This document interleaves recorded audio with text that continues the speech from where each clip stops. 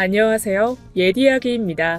옛이야기의 사연을 여러분들에게 읽어드릴 DJ 유진입니다. 구독과 좋아요는 채널 운영에 큰 힘이 됩니다. 꼭 부탁드리며 저는 여러분들의 댓글도 모두 읽고 있으니 댓글도 많은 참여 부탁드립니다. 그럼 오늘의 사연 바로 시작할게요. 요즘 드라마들을 보면 막장도 그런 막장이 없잖아요. 죽이고 살아나고 또 죽고 점 찍고 다시 돌아오고 말이에요. 그만큼 시청자들 수준이 높아져서 드라마와 현실을 잘 구분하기 때문에 그렇게까지 말도 안 되는 판타지 같은 이야기들이 인기도 많고 많은 거겠죠. 하지만 그럼에도 불구하고 저희 시어머니께서는 여전히 텔레비전 속 드라마 속 세상에 살고 계십니다. 나쁜 시어머니에게 뺨을 후두려 맞아도 나는 괜찮아 하는 캔디 같은 여주인공, 그런 며느리를 꿈꾸고 계셨던 분이거든요. 물론 전 그런 천사 같은 며느리는 전혀 아니고 오히려 눈을 부라리며 소리를 지르는 악녀 쪽이 더 맞겠네요. 안녕하세요. 망상 속에 살고 있는 시어머니와 현실 속에 살고 있는 30대 악녀 주부입니다. 앞서 말씀드린 제 시어머니께서는 처음 만났을 때부터 뭔가 남다르셨습니다. 결혼을 앞두고 남편과 시어머니가 처음으로 식사를 하게 된 자리였어요. 첫 인사를 드리고 너무 긴장이 돼서인지 전 화장실에 자주 갔습니다. 부글거리는 배를 쥐고 앉아있는데 바깥에서 통화하는 듯한 소리가 들려왔어요. 그런데 목소리가 방금 인사드린 시어머니이신 거예요. 그래서 창피해서 숨죽이고 칸에 들어가서 안 나오고 있었어요. 숨소리도 낮춘 채 말이죠. 그리고 아무도 없다고 생각하셨는지 이어서 큰 목소리로 친구분과 통화를 나누셨어요. 그런데 쭉 듣다 보니 제 이야기를 하시더라고요.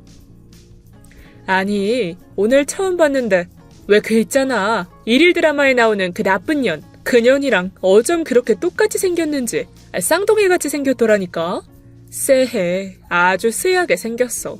별로야 인상이. 제가 무슨 드라마에 나오는 나쁜 배역의 주인공을 닮았다나 뭐래나. 그래서 첫인상이 별로라고 친구분께 토로하시는데 슬슬 기분이 나쁘더라고요. 거의 30분을 넘게 그 나쁜 년에 대해서 말씀을 하셔서 전 나가지도 못하고 앉아 있었어요. 마지막으로 시어머니는 집안 배경이 어느 정도인지 확인하고 결혼을 시키든지 말든지 한다고 말도 안 되는 소리를 하시고는 통화를 끝내셨습니다. 전 숨죽이고 있다가 시어머니가 나가시고 나서야 씩씩댔어요. 분명 인사드릴 때는 그렇게나 세상 좋게 인사하시고는 딸같이 생각하겠다고 하시더니 딸은 무슨 처 죽일 년 닮았다고 그 난리를 피시는데 참 할 말이 없더군요. 전 자리로 다시 돌아와 아무렇지 않은 척 앉아 있었어요. 그런데 시어머니께서 제게 이런 말을 하시더군요. 혹시 집안 배경이 어떤지 말이에요. 그렇게 내로라 할 부잣집은 아니지만 부모님 검소하게 사셨고 부지런히 모아두신 재산도 꽤 있어서 남부러울 거 없을 정도는 되었어요. 그래서 겸손하게 말씀드렸죠. 부모님 명의로 아파트 한 채가 있다고 말이죠. 그랬더니 시어머니의 기대에 가득 찬 눈빛이 바로 풀어지더니 굉장히 씁쓸하다는 듯 아, 그러니? 그러고 마시더군요. 사실 아파트 말고 시골에 논도 있고 그 외에 임대료를 받고 있는 건물도 있지만 솔직히 제 것도 아니고 부모님 것이니 말로 꺼내지 않았습니다. 얼굴 비추고 인사드리는 자리지 재산 자랑하기 대회는 아니잖아요. 그리고 남편에게 듣기로는 시댁 형편이 썩 좋지 않아 보여서 더더욱이 말하지 않았거든요. 그런데 재산 이야기를 하고서부터 시어머니 반응이 시큰둥했습니다. 결혼식은 어떤 식으로 진행할 건지 몇 번 더 물으시고는 바로 예단 이야기로 넘어갔어요. 시어머니께서 갖고 싶으신 모피코트와 진주 목걸이가 있는데 그건 꼭 예단 리스트에 넣어두라고 말이죠. 가격대와 메이커까지 콕 집어서 말씀하시는데 너무 얌체 같아 보였어요. 저희 친정에서는 예단이라기보다는 앞으로 둘이 사는데 필요한 걸 사라고 한사코 필요 없다 하셨거든요. 그리고 요즘 누가 예단을 리스트 짜서 결혼 거래하듯이 하나요? 8, 90년대도 아니고 말이죠. 말 그대로 성의만 표하면 되는 건데 시어머니의 요구는 도를 넘어섰습니다. 옆에서 듣고 있던 남편도 조금은 민망했는지 친정 부모님 이야기를 꺼내주면서 시어머니도 작작하시라는 듯 눈치를 주었어요. 그랬더니 헛기침 몇 번 하시더니 남편에게 눈짓을 하다 더 이상 말을 꺼내지 않으셨습니다. 시어머니 말씀대로 제가 그 일일 드라마 속 악녀 같다면 시어머니는 드라마 속 못된 시어머니 같았어요. 물 뿌리고 싸대기만 안 때렸지 딱 똑같았습니다. 친정에서 내어준 집이 있어서 신혼생활을 거기서 하고 싶었어요. 그런데 시어머니께서는 죽어도 결혼하고 3년은 꼭 같이 살아야 된다는 거예요. 싫다고 울고불고 난리를 치는 제게 남편은 빌고 또 빌어 3년만 참아달라고 했어요. 시어머니 혼자 계시니 걱정이 되기도 하고 며느리랑 살아보는 게 시어머니 소원이니 조금만 기다려달라고 말이죠. 진짜 착한 남편 하나 믿고 결혼했습니다. 저 남편은 내세울 거 하나 없어요. 직업도 그저 그런 일반 사무직 직원일 뿐이고 30이 되도록 어려운 형편 때문에 모아놓은 재산도 없었거든요. 내세울 거라고는 정말 착한 성격에 순한 태도, 절 너무나도 아껴주는 모습뿐이죠. 친정 부모님도 남편 배경은 마음에 안 들어 하셨지만 만나보고 바로 승낙하셨어요. 그 정도로 사람이 괜찮다 하는 남자예요. 그런데 어떻게 그런 남편에게서 그런 어머니, 시어머니가 존재할 수 있는지 의문이었죠. 콩 심은데 가끔 꽃이 나기도 하나 봐요. 아무리 그래도 그런 남편 어머니이시니까 다를 거야. 다르겠지. 마음을 다잡고 시어머니와 잘 지내보려 마음에도 없는 살가운 노력을 했습니다.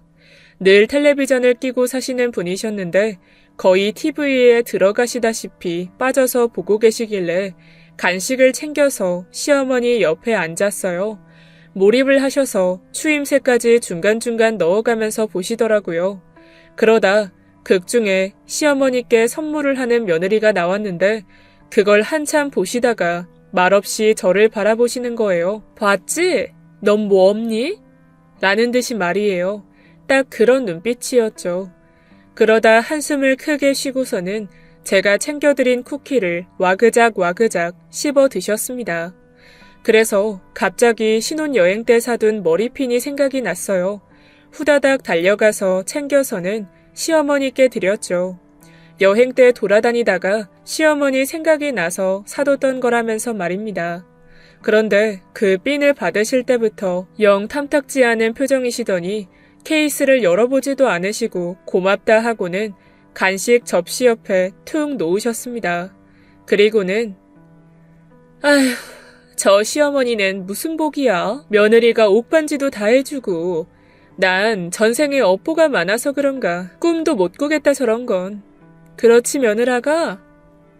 아예 대놓고 이딴 삔조가리 말고 저런 값비싼 옷반지나 사놔라 라고 하시더군요. 그 후에도 드라마 속 며느리 얼굴과 제 얼굴을 비교하시면서 저기 며느리는 눈썹이 딱 처져서는 순둥해 보이는데 너는 눈썹을 그린 거니 문신한 거니 원래 그런 거니 그깟 눈썹 하나로 트집을 30분간 하시는데 기가 다 빨리는 느낌이었습니다. 전 그저 호호 웃으며 새로 눈썹 문신해야 할까 봐요 하면서 속없이 굴었죠. 속으로는 그럼 뭐 어떻게 해? 다시 태어날까? 이를 갈고 있었지만요. 시어머니의 하루 일과는 대부분 드라마 시청이셨어요. 그게 제겐 고문과도 같았습니다. 드라마이다 보니까 일반 가정보다는 부잣집들이 배경으로 많이 나와요. 그래서 눈이 높아지신 건지 자꾸 그런 집과 저를 비교하셨어요. 아가야, 저것 좀 봐라. 저기 친정부모가 시댁에 한우를 보내는구나. 귀한 아들 줘서 고맙다고 말이야. 세상에, 그렇지. 아들이 귀하지. 아무리 부잣집 딸이어도 아들만 할까? 오죽하면 저런 걸 갖다 바치겠어. 안 그러니? 당연하죠. 드라마 속 남자는 찢어지게 가난하고 처가살이하면서 영혼을 팔고 있는데 그깟 한우가 별건가요? 고기 좀 쥐어주고 남의 아들 더 부려먹겠다는 건데요. 너무 앞뒤 없이 딱 그 부분만 제게 알려주면서 부러워하시는데 시어머니 아들이 귀하니 뭘 갖다 바치라는 건지 이해하기 어려웠어요. 너무 짜증이 나서 남편한테 퇴근하는 길에 한우 좀 사오라고 시켰어요. 여보, 올 때 정육점에서 소고기 좀 사와. 왜요? 아이, 고기 먹고 싶어요. 네, 사가지요, 마님. 아니, 나 말고 네 엄마가 드시고 싶으시대. 빨리 와. 소처럼 뛰어와. 남편은 분위기를 감지하고 정말 빨리 왔습니다. 때 아닌 고기 파티를 했죠. 그런데 저녁을 먹는 와중에도 시어머니의 불만은 끊임이 없었습니다. 제게 그새 힘든 남편한테 고기를 사오라고 심부름 시킨 거냐며 내가 드라마 보면서 그랬나 보다 한 거지 무슨 소고기 먹고 싶다 한 거냐면서 끊임없이 중얼거리시는데 소고기가 고무처럼 씹히더군요. 전 또 속에도 없는 말을 늘어놓으며 그 자리에 분위기를 달래드렸습니다. 남편은 제 눈치를 보며 고기를 구워대느라 한 입도 먹지 못했고 말이죠. 저도 요령이 어느 정도 생겨서 시어머니께서 드라마 속 꿈의 나라와 비교를 하실 때면 시어머니의 아들인 남편을 족쳐서 대충 때웠어요. 전 악녀니까요. 시어머니의 눈이 정확하셨어요. 하지만 점점 시어머니의 귀여운 수준의 비교가 스케일이 커졌습니다. 제가 대충 때우는 게 너무 얄미우셨는지 제게 드라마 제목까지 알려주면서 저 드라마에서 예단을 이렇게 해주더라. 저렇게까진 바라지 않아도 네가 예단을 하나도 안 해왔으니 이 정도 성의는 보이라고 아예 리스트를 적어서 제게 주시더군요. 꼭 제게 맡겨두신 것처럼 말입니다.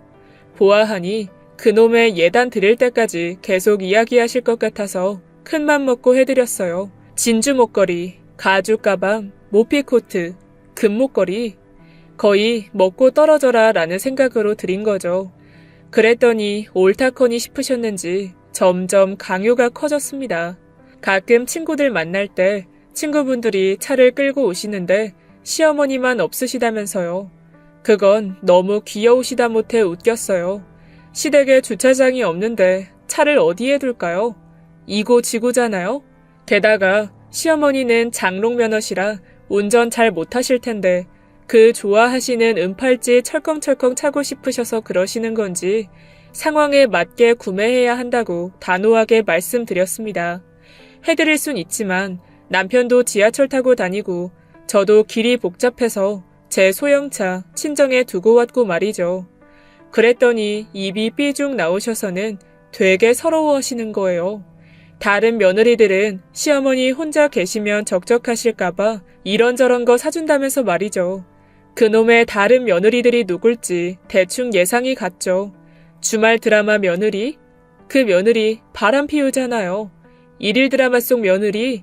그 며느리 시어머니 보험료 노려서 죽이려고 오늘 내일 하잖아요. 연예인 누구 며느리? 거긴 시댁에서 빌딩을 2채 사줬던데요. 하다 정도가 너무 심해지셔서 화가 났습니다. 주는 거 없이 그렇게 바라시기도 쉽지 않은데 지치지도 않으시는구나 하고요. 시댁은 돌아가신 시아버님께서 방앗간을 오래 하셔서 팔리지도 않는 방앗간 건물 하나 있고 시어머니께서는 초등학교를 겨우 나오시고는 17 어린 나이에 결혼해서 남편을 낳으셨어요. 그래서 아무런 사회생활을 못 해보셨죠. 게다가 남편이 대학 진학할 때쯤 시아버지께서 돌아가시는 바람에 남편은 대학에 다니면서 일을 병행하며 시어머니를 챙겼어요. 그래서 남편 학자금 대출도 아직 남아있어요. 갖고 있는 것들 중에 빚 안 낀 게 하나도 없고 시댁을 보다 보면 진품 명품에 내놓아봐야 하나 싶게 오래되고 낡은 것들만 천지입니다. 한마디로 정말 쥐뿔도 없는 집이에요. 게다가 전 광고회사에서 오래간 일해서 언제든지 복귀가 가능하고 고생 없이 자라서 모아놓은 제 개인 재산도 있었어요. 그럼에도 진짜 남편 하나 보고 결혼한 건데 시어머니께서는 한 번씩 제 속을 뒤집을 때마다 결혼 자체를 뒤엎고 싶어졌어요. 내가 뭐가 부족해서 이런 집구석에 들어와서 그런 말과 비교를 당해야 하나 말이죠. 시어머니께서는 현실을 직시하셔야 되는데 이상한 드라마만 하도 보셔서 이상이 너무 높아져 계셨던 거죠. 제가 남편에게 하소연할 때마다 남편은 시어머니께서 세상 물정을 너무 모르셔서 순수하셔서 그렇다고 감싸고만 도는데 그래도 드라마 같은 거 보시고 말씀하시는 건데 악의는 없으실 거야. 나한테도 드라마 속 아들들이랑 비교 가끔 하셨어. 나야 뭐 흘려들었지. 당신도 그냥 들어만 들여. 들어만. 진짜 돌아버리겠더라고요. 남편같이 편하게 생각이 들지 않았어요. 군대 3년 왔다고 생각하고 난 고약한 선임을 만난 거다. 조금만 참자 하고 이를 악물었습니다. 그러다 정말 타령하고 싶은 충동이 생겼어요. 시어머니께서는 시아버지와 결혼할 때 받은 반지가 있는데 그게 보석함에 늘 있는데 안 보인다는 거예요. 하루 종일 반지 곡소리를 내시며 온 집안을 뒤지셨어요. 그래서 같이 한참을 찾아드리다가 정말 안 보여서 누가 훔쳐간 거 아니고 밖에서 잃어버리신 거 아니면 언젠가는 나올 거라며 시어머니를 달래드렸죠. 제가 안심시켜 드리려고 그 말을 하자마자 시어머니께서는 절 노려보시더니 드라마에서 보면 이럴 때 꼭 며느리가 훔쳐갔던데? 혹시 너 아니니? 비싼 반지인 거 알고 챙긴 거 아니야? 시어머니 정신이나 챙기세요. 라고 말하고 싶었습니다. 어떻게 생긴 반지인진 모르겠지만 제가 그걸 팔아서 어디다 쓸까요? 그리고 훔쳐서 무슨 부귀영화를 누리겠냐고요. 그저 실가락지 반지를 말이에요. 계속 저를 의심하시다가 저희 부부방을 뒤지기 시작했어요. 제 옷들을 흐트려 놓으시고 서랍들도 다 뒤집어 놓으시고 샅샅이 헤집으셨어요. 그래도 나오지 않았어요. 당연한 거지만요. 씩씩 대시더니 바로 제 몸을 만지시는 거예요. 가지고 있냐고 말이죠. 그래서 저도 참다 한 소리를 했습니다. 어머니, 정말 해도 너무 하시는 거 아니에요? 제가 예단이라고 진주 목걸이도 해드렸잖아요. 그런데 제가 뭐가 부족해서 보지도 못한 그 반지를 훔쳐요. 작작하세요. 그제야 시어머니께서는 민망한지 그냥 보여서 뒤져봤다 하시고는 방을 나갔습니다. 전 그래도 분이 안 풀려서 뛰쳐나가서는 홧김에 금가락지를 하나 사서 드렸습니다. 그 정도로 전 정말 아니라고 말이죠. 그랬더니 바로 웃음을 띠시면서 뭐 이렇게까지 하냐고 멋쩍어 하시는 거 있죠. 그리고 어이없게도 그렇게나 찾으시던 반지는 얼마 뒤 세탁기 안에서 나왔습니다. 돌리는 내내 뭐가 덜거덕거리길래 꺼내보니 전 무슨 열쇠고리 링인 줄 알았어요. 녹슬고 오래된 은색 반지. 제가 버리려고 하니 시어머니께서 마구 달려와서는 그 반지라고 하시더군요.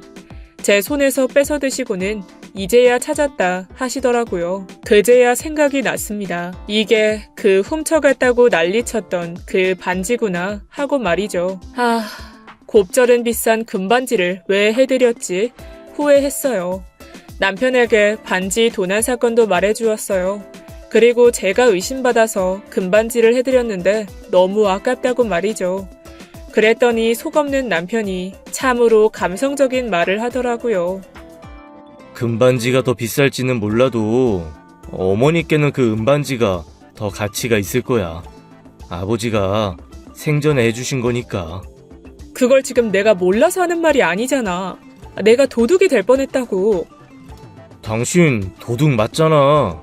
내 마음의 도둑. 분위기 파악해라. 남편은 그저 그때그때 제 마음을 풀어주기 급급했어요.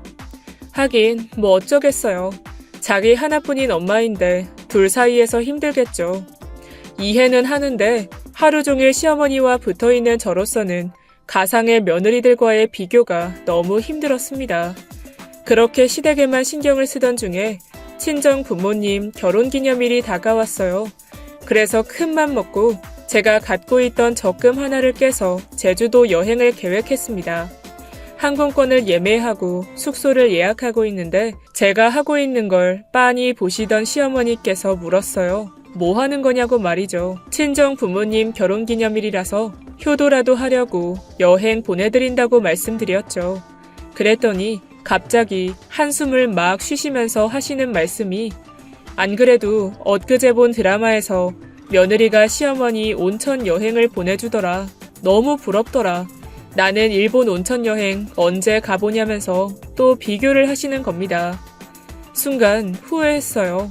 친정 부모님 여행 보내드리는 거 입 다물고 있을걸 하고 말이죠. 그때가 하필 여행철이라서 텔레비전만 틀었다 하면 여행에 대해서 나오고 홈쇼핑에서도 여행 패키지 상품을 팔고 난리도 아닌 거예요.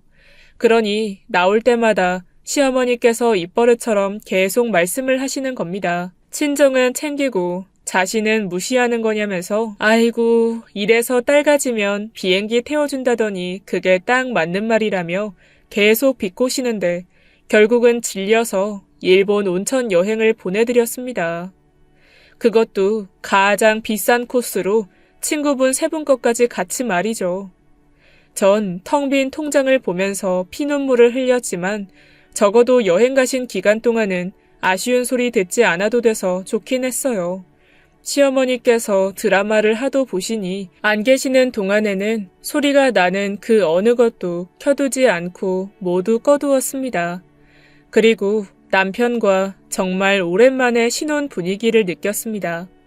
그래도 남편이 눈치는 있어서 시어머니 안 계시는 동안 제게 정말 잘했어요. 친정 부모님께도 찾아가서 밥도 사드리고 제가 시어머니께 털리고 있는 동안 남편은 그런 저를 위해 알게 모르게 효도를 많이 했더라고요. 몇 번씩 친정 부모님께 연락이 왔습니다. 사위 정말 잘 얻은 것 같다고 말이죠. 딸인 저보다 더 연락을 많이 해주고 잘 챙긴다고요. 그래서 잠시간은 분노가 좀 사그러들었습니다. 그런데 그게 약발이 오래는 못 가더라고요. 시어머니는 드라마빨로 절 계속 뒤흔드셨거든요. 일본 여행을 다녀오시고 한동안은 별말 없으시더니 새로운 드라마는 계속 나오고 드라마 속 며느리들은 계속해서 진화를 하니 다양한 비교와 예시가 쏟아졌습니다. 금품 요구에 이어서 말투와 태도를 트집 잡기 시작했어요. 어느 드라마 속 며느리가 시어머니 말 한마디면 꿈쩍을 못한다면서 전 어쩜 그렇게 눈을 똑바로 뜨고 되바라지게 말하냐면서 말이죠. 아니, 제 눈이 어때서요? 그 드라마 속 며느리도 눈이 2개고 저도 2개인데 다르게 떠봤자 얼마나 다르게 뜬다고 또 별 트집을 다 하신다 생각했죠. 그런데 그 드라마를 보니까 좀 착하게 뜨긴 하더라고요. 꼭 강아지처럼요. 그래서 저도 모르게 거울을 보니 제 눈이 좀 매섭게 뜨긴 하대요. 제가 좀 세게 생겼다는 말을 많이 듣는 인상이긴 하거든요. 그래서 팔자에 없는 웃는 연습을 다 하고는 시어머니 앞에서 한번 연습한 대로 웃어드렸죠. 그랬더니 더 무섭다고 관두라고 하셨습니다. 이러나 저러나 마음에 안 드신 거죠. 그럼 뭐 어째요? 또 다시 태어날까요? 어쩔까요? 사람이 생긴 대로 사는 거죠 뭐. 남편은 그런 제 눈이 고양이 같아서 좋다고 했거든요. 그리고 시어머니의 트집은 그 부잣집 며느리의 목소리도 걸고 넘어지셨어요. 드라마 속 며느리는 어머님 하고 살갑고 따뜻하다는 거예요. 굉장히 대우받는 느낌과 존중받는 듯한 어투라고 말이죠. 저도 다를 것 없이 어머님 하는데 뭔가 정이 없다는 겁니다. 차갑고요. 뭐 드라마 속 며느리는 알고 보니 시어머니가 친엄마였어요. 그럼 지 엄만데 다정이 우러러 나오겠죠. 저는 하루에도 12번씩 시어머니께 정이 떨어지는데 역시나 감출 수 없었나 보죠. 몇 날 며칠 가상인물들과의 비교에 이골이 난 저는 시어머니께서 보시는 드라마를 공부하기 시작했어요. 정말 드라마 속 며느리랑 똑같이 하면 좀 달라질까 싶어서요. 그런데 보면 볼수록 절대 같아질 수가 없더라고요. 아주 도라이들이에요. 한참을 보다가 포기하고 내려놓는데 저도 시어머니와 닮아가는 건지 반대로 극중의 시어머니들이 보이더군요. 가상의 며느리들과 같이 만만치 않은 그 시어머니들, 그들을 보다 보니 꾀가 나더라고요. 나도 반대로 시어머니께 드라마 속 시어머니들과 비교를 해야겠다 하고 말이죠. 진짜 드라마들 인물 구도와 캐릭터 설정을 다 파고 들었습니다. 만반의 준비를 한 뒤에 시어머니와 함께 그 드라마들을 보는데 혹시나 했는데 역시나 다시금 시어머니의 비교가 시작됐죠. 저 며느리 좀 봐. 시어머니 데릴러 차 끌고 오는 것 봐. 얼마나 착하니? 아, 저 시어머니가 그 차 사준 거거든요. 제 말에 순간 정적이 흘렀습니다. 시어머니는 할 말이 없으셨는지 방 안으로 들어가시더라고요. 전 속으로 쾌재를 외쳤죠. 현재 스코어 1대0. 시작부터 좋더라고요. 남편과 함께 셋이서 밥을 먹는데 드라마 속 며느리가 생선을 하나하나 다 발라서 극중 남편에게 먹이는 모습이 나왔습니다. 그러자 역시나 시어머니께서는 그 장면을 놓치지 않으시고 아이고 남편한테 잘하는 것 좀 봐. 너무 싹싹하고 이쁘지 않니? 저 남편 엄마, 극중 시어머니가 저 며느리한테 전 재산 상속하기로 했거든요. 당연히 저 정도는 해야죠. 생선이 뭐예요? 저라면 고래살도 발라줄 것 같은데요? 다시금 분위기가 싸해졌어요. 말없이 밥을 먹기 시작했습니다. 2대0, 온전한 저의 승리였죠. 남편은 제 옆구리를 슬쩍 찌르더니 눈치를 주더라고요. 그래서 저는 젓가락으로 남편 손등을 찍었습니다. 생선 말고 손등을 발라주기 전에 가만히 있으라고 말이에요. 저의 여태껏 말 못할 서름을 그 누가 알까요? 전 세상에서 비교가 제일 나쁜 것 같아요. 이렇게 극단적으로 해야 시어머니께서 그 나쁜 버릇을 고치실 것 같았고 말이죠. 그러던 어느 날 저는 시어머니와 버금가는, 아니 더하신 분들 6분을 더 얻게 되었습니다. 시어머니께서 외출하시다가 횡단보도에서 살짝 차에 치이셨어요.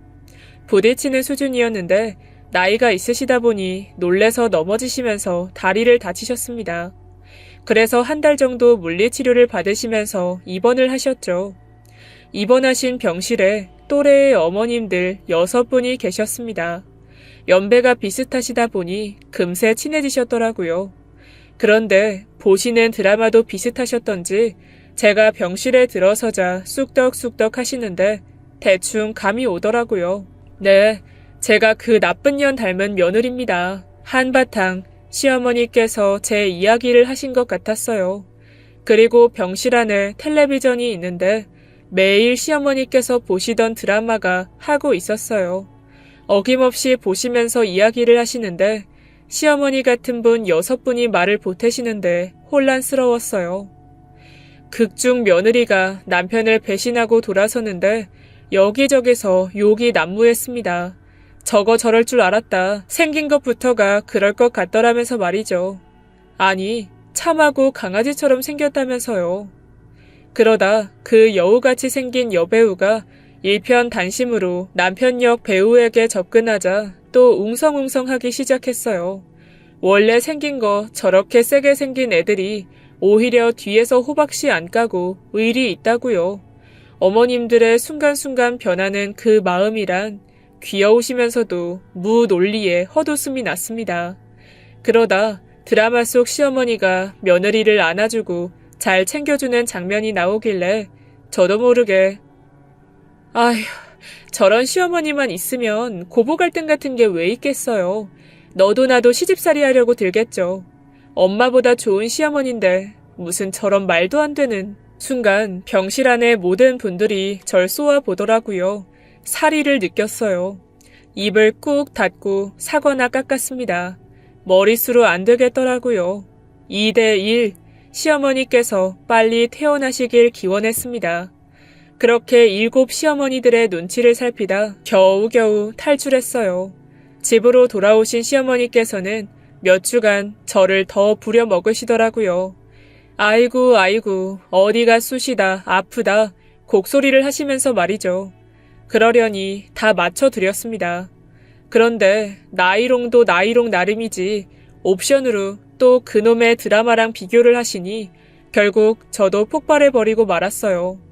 홀어머니와 살고 있던 아들이 부잣집 여자를 만나면서 가난한 옛 연인은 버리고 인생이 변하는 건데 저를 무슨 그 배신당한 가난한 여자 취급하면서 계속 말씀을 하시는 거예요.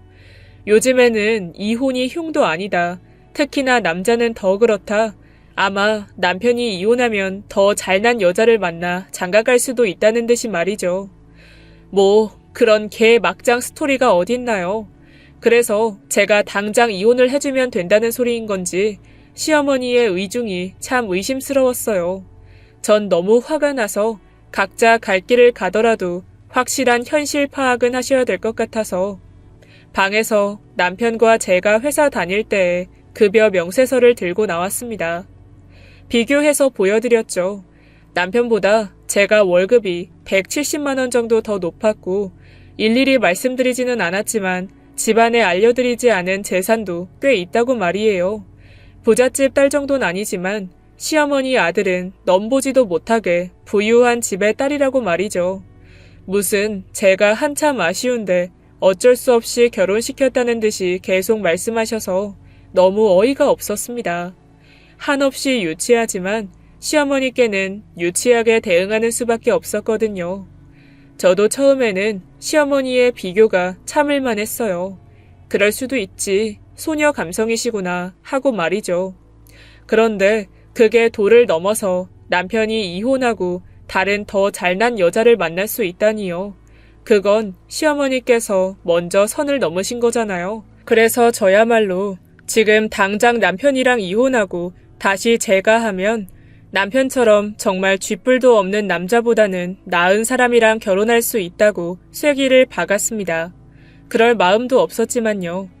그랬더니 시어머니께서 되려 당황하시고는 저에게 뭐 그렇게까지 하냐면서 불편한 기색을 보이셨어요. 그저 드라마 속에 그런 내용이 나오니까 난 내 아들이니 그렇게 생각할 수 있지 않냐면서 말이죠.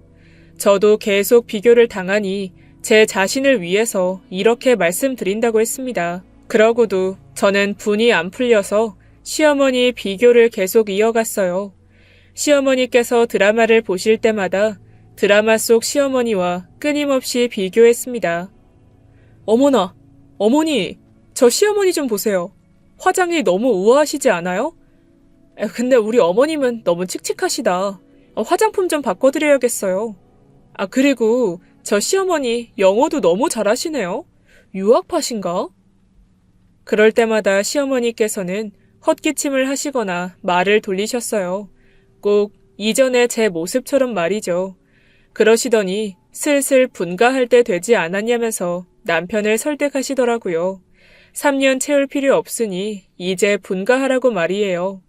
그런데 집 빨리 구하기가 어찌 그리 쉬운가요? 친정에서 내주기로 한 집은 다른 사람 세를 내주어서 들어갈 수가 없었고 앞에서 말씀드렸다시피 모아놓은 돈 하나 없는 남편 쪽에서 뭘 할 수 있겠어요. 꼼짝없이 시댁에 있을 수밖에 없는 상황이었죠. 시어머니의 바람과는 다르게 전 시어머니께 찰싹 붙어 있었고 드라마 시청이 곤혹스럽게 만들었습니다. 텔레비전만 켜셨다 하면 제가 바로 달려왔거든요.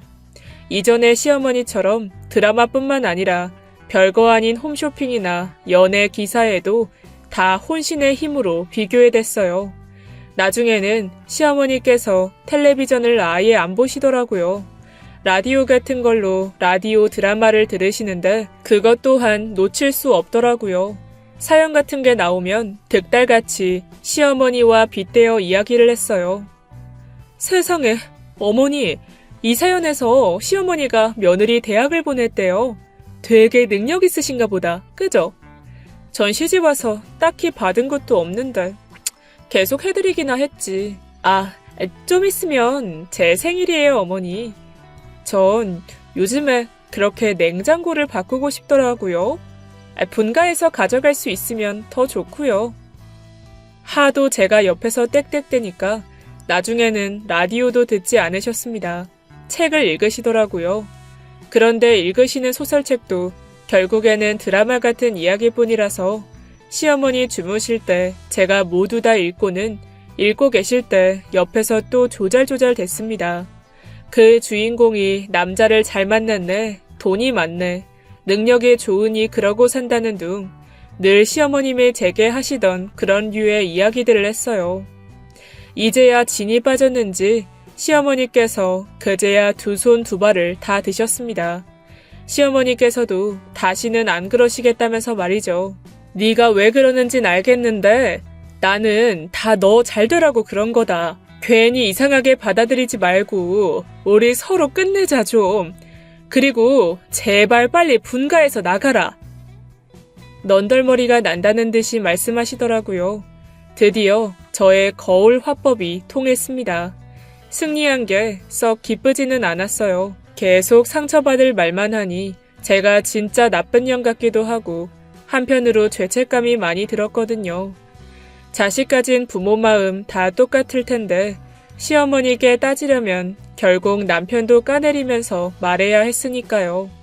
시어머니께서는 항복과 동시에 정말 비교를 일절하지 않으셨습니다.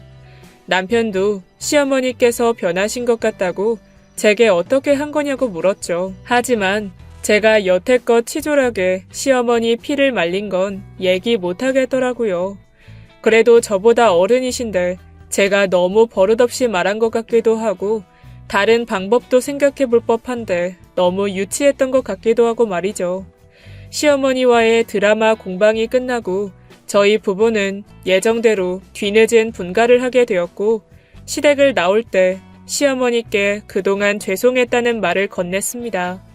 시어머니께서도 적당히 할 걸 과했다고 푸념을 늘어놓으셨어요. 그래도 미혼정이라도 든 건지 드라마들을 볼 때마다 시어머니가 많이 생각이 나더군요. 아, 또 저런 장면 나왔네. 아주 반복되는 스토리구나 하면서도 이거 시어머님이 보셨으면 나한테 저 며느리는 하셨을 텐데 하면서 웃음이 나곤 했습니다. 시어머니께서는 여전히 드라마를 즐겨보세요. 하지만 제가 있을 때는 의식하시는 건지 안 보시고 다큐 채널 같은 걸 뜬금없이 틀어두세요. 그리고 이전에 늘어놓으시던 억지스러운 비교는 더 이상 하지 않으십니다. 워낙에 요즘에는 가족 드라마가 별로 없기도 하고 그렇게 지고지순한 며느리 캐릭터들도 없더라고요. 저같이 억세고 악쓰는 며느리들은 많지만요. 가끔은 드라마 속 막장 스토리들보다 더한 현실이 존재하기도 합니다. 하지만 결국은 다 사람 사는 이야기들이고 저마다의 사정이라는 게 있는 거겠죠. 재밌게 보는 것까진 좋지만 너무 감정이입해서 주변과 비교를 하고 상처를 주는 건 드라마의 악기능인 듯합니다. 드라마는 그저 드라마일 뿐 막장의 치정 드라마가 아닌 시트콤 같은 제 이야기를 들어주셔서 감사합니다. 들어주신 분들께는 늘 해피엔딩만 있길 바랍니다. 지금까지 옛 이야기였습니다. 끝까지 함께 해주신 여러분 진심으로 감사드리며 저는 내일 이 시간 다시 돌아올게요. 감사합니다.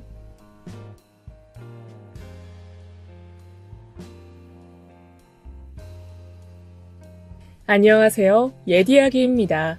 옛 이야기의 사연을 여러분들에게 읽어드릴 DJ 유진입니다. 구독과 좋아요는 채널 운영에 큰 힘이 됩니다. 꼭 부탁드리며 저는 여러분들의 댓글도 모두 읽고 있으니 댓글도 많은 참여 부탁드립니다. 그럼 오늘의 사연 바로 시작할게요. 안녕하세요. 저는 이혼 후 혼자 한창 사춘기를 겪고 있는 16살 딸아이를 키우고 있는 45살 여자입니다. 요즘 들어 딸아이가 부쩍 반항하고 멋대로 구는 탓에 이럴 때 남편이 있었으면 어땠을까 하는 생각이 한 번씩 들기도 하지만 제 전남편은 저에게도 딸아이에게도 없는 게 더 나은 사람이었습니다. 전 대학생 때 미팅도 한번 해본 적도 없고 그저 공부만 열심히 했던 범생이었어요. 그런 저를 보고 너무 놀 줄 몰라도 안 된다며 이제 직장도 다녀야 되는데 언제 놀아보겠냐고 친구들이 끌고 간 나이트클럽. 그곳이 제가 전 남편을 처음 만난 곳이었습니다. 신나게 놀고 있는 친구들을 그저 앉아서 멀뚱히 쳐다보고만 있었는데 어떤 남자가 다가와 말을 걸었죠. 여기 너무 시끄럽죠? 저 오늘 처음 왔는데 너무 낯서네요. 꽤 훈훈한 외모에 매너 있는 말투. 저도 그 사람이 그 순간엔 나쁘지 않아서 대화도 하며 술 몇 잔을 함께 했어요. 그 사람은 그날 이후에도 저에게 관심을 표현했지만 만난 곳이 아무래도 좀 그렇다 보니 왠지 사람이 가벼워 보이고 해서 그냥 그러려니 하고 말았었죠. 하지만 그 사람은 계속해서 연락을 했고 어쩌다 보니 몇 번 만나서 데이트를 하게 되었어요. 몇 번의 데이트를 통해 그 사람은 나보다 한 살이 많고 명문대 영문과를 졸업했으며 어떤 회사에 입사가 예정되어 있다는 것을 알게 되었습니다. 나이트클럽에서 만났다고 선입견을 가졌던 사실이 창피해질 만큼 저보다 괜찮은 사람이었죠. 아직 취업 준비를 하고 있는 저에게는 이런 모습들이 마치 어른 같고 매력적으로 느껴졌어요. 그렇게 콩깍지가 단단히 씌인 채 우리는 자연스럽게 연인 사이가 되었고 2년의 연애 끝에 결혼을 하게 되었습니다. 하지만 행복하기만 했던 연애와는 달리 결혼 생활은 그리 순탄치 못했죠. 결혼한 지 얼마 되지 않아 남편은 지금 다니고 있는 직장이 자기와 맞지 않는다며 그만둬버렸고 그때까지만 해도 전 남편이 기죽는 게 싫어서 남편이 그만둔 회사 흉만 봤죠. 괜찮아요. 당신 능력도 못 알아보는 그딴 회사 다니지 마. 쉬면서 천천히 더 당신 능력을 펼칠 수 있는 곳으로 알아봐요. 하지만 남편은 태연해 보이는 제 말투에 아예 마음을 놓아버린 것인지 구직 활동을 하지 않고 집에서 백수같이 놀고 먹기만 했죠. 그런 모습을 보며 저는 매일매일이 마음이 조급했지만 그런 걸로 남편 기죽이고 싶지 않아 아무 말 하지 못했어요. 남편은 한 번씩 정 안 되면 지금 살고 있는 시부모님이 해주신 아파트를 팔아서 함께 장사라도 하자는 말을 했었는데 아무래도 집 믿고 더 일어나 싶었죠. 그렇게 불안한 마음으로 하루하루 살던 어느 날 전 임신을 했고 아이가 생겼으니 이제 알아서 일을 구하지 않을까 기대했지만 남편의 생활은 여전했습니다. 더 이상 남편의 백수 생활을 두고만 볼 수 없었던 저는 얘기 좀 하자고 남편을 불렀어요. 당신, 이제는 정말 일해야 되지 않겠어? 아이도 생겼는데 이제 이러고 있으면 안 되잖아. 내가 알아서 할게. 당신이 뭘 알아서 하는데. 대체 언제까지 이럴 건데. 이 집 내놨어. 팔리면 고깃집 하자. 저 골목 밑에 내가 자리도 받았어. 그게 대체 무슨 소리야? 이 집 팔면 아이랑 우리는 어디서 살라고? 그동안엔 행여 당신 기죽을까봐 믿고 아무 말 안 했었는데 도대체 생각이 있는 거야? 절대 집 건들지 마. 알겠어? 집 팔면 바로 이혼이야. 남편의 말 같지도 않은 소리에 너무 답답했던 저는 그렇게 소리를 지르고 집을 나와버렸어요. 해서는 안 될 말이었지만 전 정말 진심이었어요. 집도 돈도 아무것도 없는데 아이를 키울 수는 없었으니까요. 그렇게 밖을 한참을 헤매다 집으로 들어왔는데 오자마자 방에서 남편이 나와 얘기 좀 하자더군요. 또 집 팔고 장사한다는 소리 할 거면 지금 당장 짐 싸서 나간다고 하니 그런 얘기 아니라며 앉으라 하길래 무슨 얘기를 하려나 하고 들어보기로 했습니다. 당신 말이 다 맞아. 내가 그동안 너무 철없이 굴어서 미안해. 회사 그만두고 나서 생각처럼 이직도 잘 안 되고 그렇다고 눈이 낮춰지지도 않았어. 그러다 보니 어영부영 시간만 흐르고 당신 걱정만 시켰던 것 같아. 이제라도 당신과 아이를 위해서 무슨 일이라도 시작해볼게.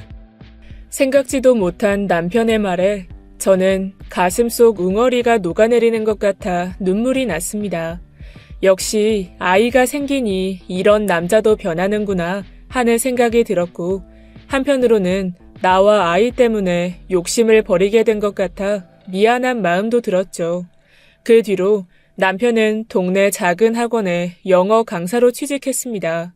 학원 규모도 작고, 그래서 또다시 남편이 불만을 갖고 금방 그만둘까 걱정이 돼서 속으로 제발 그만두지만은 않기를 빌고 또 빌었는데, 저의 기도가 하늘에 닿은 것인지 남편은 의외로 학원 일에 적응을 잘했습니다. 단순히 적응을 잘하는 것뿐만 아니라 가르치는 일에 재능이 있었는지 수강생과 학부모들 사이에서 실력 있는 강사라 호평이 자자했죠. 그러다 보니 금세 학원에서 처우를 이전보다 좋게 해주었고, 그 사이 아이가 태어났습니다. 아이에게 들어가는 돈이 생각보다 훨씬 많았지만 나아진 남편 월급에 다행히 아낄 거 아껴가면서 넘치지는 않지만 부족하지도 않게 생활할 수 있었고, 이만하면 평범하게 잘 살고 있다고 생각했어요. 남편도 일의 재미를 느끼며 열심히 일했고, 그렇게 2년이 지났는데 다니고 있던 학원보다 규모가 조금 더 큰 학원에서 스카웃 제의가 들어왔습니다. 좋은 조건을 제시받았지만 저는 일하던 학원에서 안정적으로 계속해서 일을 하기를 바랬고, 남편도 자리 잡고 잘 하고 있던 학원에서 옮기는 것을 두려워하는 눈치였어요. 아무래도 어렵겠다며 남편은 스카웃 제의를 거절했는데 그 학원에서는 더 좋은 조건을 제시하며 회유하더라고요. 그쪽 학원에서 월급도 처음 제시한 금액보다 올리고 인센티브율도 높아졌어. 이런 좋은 기회에 나한테 다시 올까? 글쎄, 정말 그 학원에서 당신을 원하나 봐. 한번 용기 내서 옮겨보는 것도 좋을 것 같아. 당신 능력을 더 펼쳐볼 수도 있을 것 같고. 결국 남편은 스카웃 제의를 받아들여 일하는 학원을 옮겼어요. 다행히 우려와는 달리 그 학원에서도 능력을 인정받고 빠르게 적응해서 높아진 월급에 인센티브까지 짭짤하게 받으며 돈을 모으는 재미와 쓰는 재미까지 느끼며 살 수 있게 되었습니다. 처음으로 느껴보는 여유에 아이에게 해주고 싶었던 것들도 마음껏 해주고 낡았던 가전 가구들도 바꾸며 스카웃 제의를 받아들인 남편의 선택이 옳았다고 생각했습니다. 남편도 이제 본인을 보는 눈이 많으니 외관도 좀 신경 써야겠다면서 안 쓰던 향수도 사서 뿌리고 명품도 사 입었죠. 이제 강사 외모도 경쟁력에 포함된다면서 말이에요. 외모를 꾸미니 원래도 훈훈했던 외모가 한껏 더 멋져지고 그런 남편의 모습을 보면서 오랜만에 설레기도 했어요. 동네 엄마들에게도 잘생기고 돈 잘 버는 남편을 둬서 좋겠다며 부러움을 한 몸에 받았습니다. 갑자기 외모를 신경 쓰는 남편을 보고 몇몇 엄마들로부터 저러다가 바람나면 어쩌냐고 걱정 어린 말을 듣기도 했지만 그때까지는 그런 걱정이 전혀 들지 않았어요. 커리어를 키워 우리 가족을 이렇게 살게 해준 남편이 정말 자랑스럽기만 했죠. 남편은 승승장구했고 마침내 그 학원 메인 강사가 되어 점점 더 바빠졌습니다. 주말 강의까지 맡아야 하게 됐죠. 게다가 지방에 있는 분원에서도 특강 요청이 들어와 한 달에 몇 번씩이나 출장을 다녀와야 했어요. 너무 무리하는 게 아닌가 걱정되는 마음에 수업을 조금 줄일 수 없냐고 물었습니다. 이런 직업은 벌 수 있을 때 벌어 모아놔야지 어쩌겠어. 걱정 말고 당신은 아이 키우는 데만 집중해. 혼자 무거운 짐을 짊어지게 하는 것 같아 미안하고 안쓰러운 마음이 들었어요. 그렇게 시간이 흘러 살림살이는 더 말할 것도 없이 좋아졌고 남편은 이전보다 더 유명한 강사가 되었습니다. 외제차도 타고 온라인 강의도 하는 흔히 말하는 스타 강사 같은 모습으로 말이죠. 그런데 어째 남편이 그렇게 승승장구할수록 저와 제 딸은 초라해지는 것 같은 느낌을 받았습니다. 얼마 전까지는 분명 정말 자랑스러운 가장이자 남편이었는데 이제는 집에 들어오기는커녕 얼굴 한번 보기 힘든 사람이 되어버렸기 때문이었죠.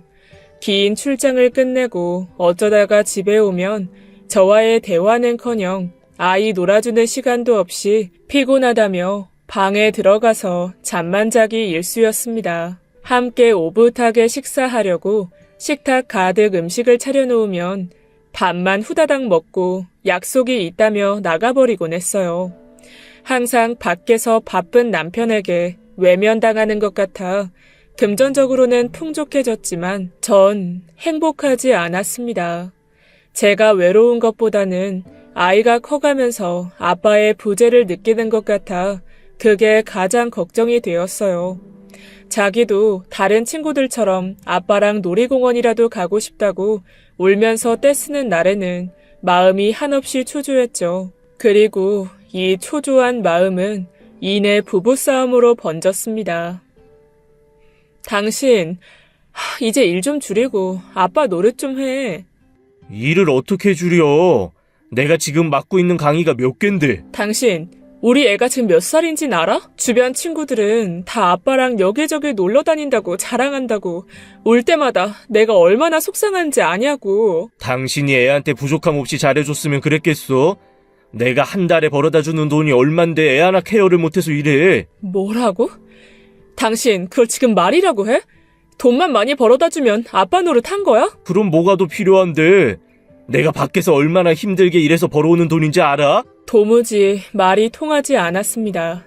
돈만 많이 벌어다주면 아빠 노릇을 다 한 거라니 그런 가부장적인 사고를 가지고 있는 줄은 처음 알았어요.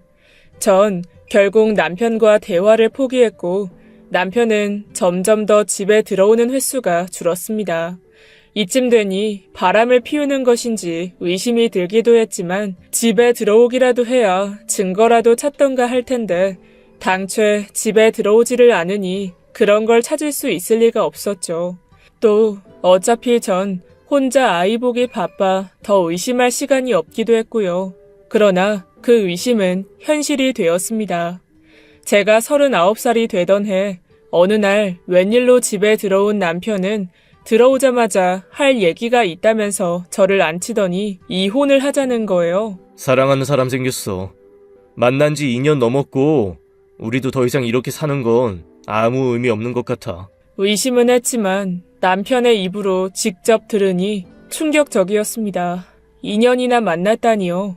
그래서 그동안 나와 우리 아이에게 소홀했던 것이었으면서 돈 잘 벌어다 주는데 뭐가 문제냐고 큰 소리 쳤던 것일까 하는 생각에 어이가 없어 웃음이 다 나왔습니다.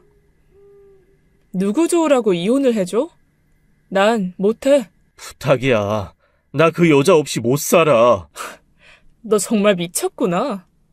그럼 우리 애는? 당신 애 생각은 안 해? 애 때문이라면 전 재산 다 줄게. 당신은 예전부터 돈이면 다인 줄 알아? 당신은 부성애도 없니? 나라고 이렇게 되길 원했던 거 아니야. 처음엔 나도 당신이랑 우리 애 위해서 열심히 일했고 나아지는 살림살이에 좋아하는 당신 보며 조금만 더 하면서 악착같이 버텼어. 그러다 보니 일은 더 많아졌고 너무 힘들었는데 애 보느라 바쁜 당신한테 털어놓을 수도 없었고 그래서 같이 일하는 사람끼리 고충 나누고 하다 보니 어떻게든 자신의 불륜을 타당화시키려고 애쓰는 모습에 기가 막혔지만 남편이 하는 얘기를 듣고 생각해보니 제가 정말 애 보는 일에만 바빠 남편이 얼마나 어떻게 힘든지 구체적으로 물어본 적이 없는 것 같더라고요. 남편을 전부 이해하고 용서할 수는 없지만 무슨 말인지 대충 알겠고 아이도 이제 겨우 10살이라 아빠로서 필요하다는 생각에 조금 진정한 뒤 말했어요. 그래, 무슨 말인지 알겠어. 당신 애 많이 쓴 거 알아. 같은 학원 선생님한테 털어놓는 게 더 쉽고 이해받는 느낌이었을 것도 알겠고 그렇다고 당신의 행동이 정당화되는 건 아니지만 한번 넘어갈게. 오늘 얘기는 없던 걸로 하고 그 여자 정리해. 우리 아이 생각해. 순간 실수 아니야. 나 그 여자 진심으로 사랑해. 당신하고 애한테는 정말 미안해. 내가 죽일 놈이야. 모든 재산 다 당신한테 넘기고 매달 양육비도 보낼게. 나 용서하지 마. 정말 미안해. 남편과 남처럼 지낸 지 오래돼 남편에게 이제 애정 같은 건 없는 줄 알았습니다. 그런데 애도 버리고 저에게 전 재산까지 넘겨서라도 저와 이혼해서 그 여자랑 살고 싶다는 남편의 단호한 말에 가슴이 쿵 하고 내려앉는 걸 보니 저는 아직 남편을 사랑했었나 보더라고요. 참았던 눈물이 결국 터져버렸고 전 남편한테 물었습니다. 어떤 여자길래 그래?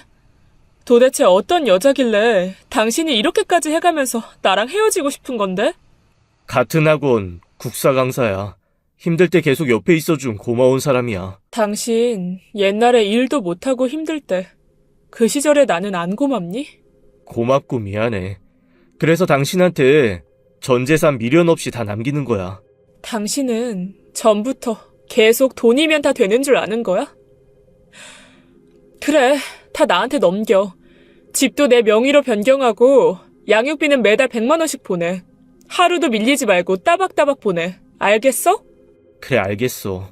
미안해. 저를 더 이상 사랑하지 않는다는 남자를 계속해서 붙잡을 수도 없었고 전 결국 남편의 조건을 받아들이고 이혼을 하기로 했습니다.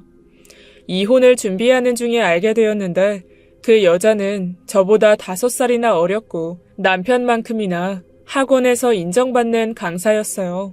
또 남편은 이름만 들으면 누구나 다 알 만큼 TV에서 광고도 많이 하는 대형 학원과 스카웃 이야기가 오고 가는 중이라더군요. 더 큰 학원으로 가면 돈을 훨씬 더 많이 벌게 될 테니 그 사람은 정말로 저한테 주는 돈이 하나도 아쉽지가 않았던 거겠죠. 전 당장 이혼하게 되면 난 무슨 일을 해야 될까? 아이만 키우느라 아무 경력도 없으니 아르바이트부터 해야겠지 생각하면서 능력 있는 그 여자와 비교되는 것 같아 초라해졌어요.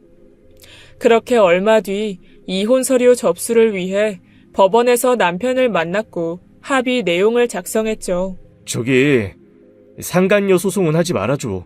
내가 재산 다 넘겼잖아. 당신 진짜 끝까지. 남편은 법원에서 이혼 서류를 작성하는 중에도 저와 제 아이 생각은 하지 않더군요. 그래도 가슴 한켠에는 아이에게 미안한 마음이 있겠지 생각했던 제가 바보였어요. 어차피 앞으로 아이랑 둘이 어떻게 살아야 할지 하는 생각에 상간녀 소송은 생각도 못하고 있었는데 끝까지 돈이면 다인 줄 아는 태도와 그 여자 걱정뿐인 모습을 보니 또 한 번 가슴이 무너져 내리는 기분이었습니다.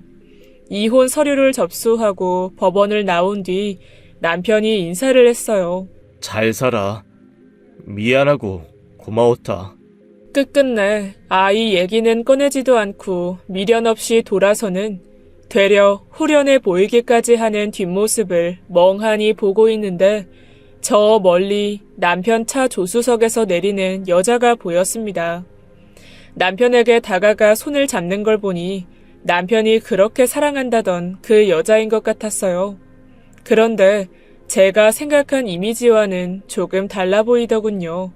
이해심이 많고 힘들 때 옆에 있어준 고마운 사람이라길래 착하고 선한 인상을 상상했었는데 딱 붙는 옷에 진한 화장, 그리고 명품을 휘어감은 흔히 사람들이 말하는 된장녀 같은 모습이었죠. 전 남편이 웬 이상한 여자한테 꼬인 게 아닐까 순간 걱정이 됐지만 이내 내가 뭔 상관이야. 그렇다면 다 자업자득이지 생각하고 아이와 둘이 보란듯이 잘 살아 보이겠다고 다짐했습니다. 3개월의 숙려 기간이 끝난 후 이혼 의사 확인 날이 되어 법원에서 다시 만난 남편은 얼마 전보다 훨씬 더 얼굴이 좋아 보이더군요. 차림새도 전보다 훨씬 더 화려해졌고요. 그 여자랑 살아서 얼굴이 핀 건지 뭔지 아무튼 전 완전한 이혼을 하게 되었고 그날 딱 마침 부동산에 내놓았던 아파트를 사겠다는 사람이 있다는 연락을 받았습니다. 아파트를 처분하니 4억 정도의 돈이 생겼고 평수를 줄여 아이와 같이 살 새 집을 샀어요.